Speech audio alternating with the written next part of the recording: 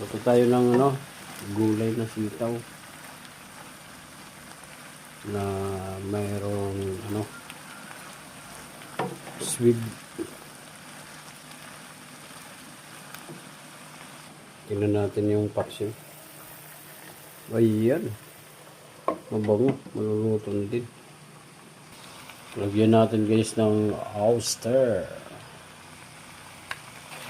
Ano siya guys? Lagyan natin ng oyster.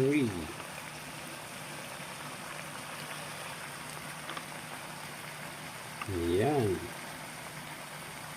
Tama na yan.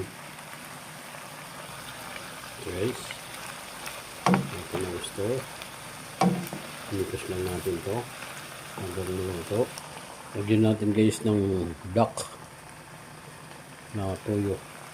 Silver swan. Yan na guys. Okay na. Guys, luto na siya. Hahaunin na natin. Guys, hindi na natin yan linagyan ng tubig. Dahil sariling gulay niya ay nagtutubig. Guys, lagyan natin ng magic sa sarap. Sa sarap ang magic. Magic sarap. No.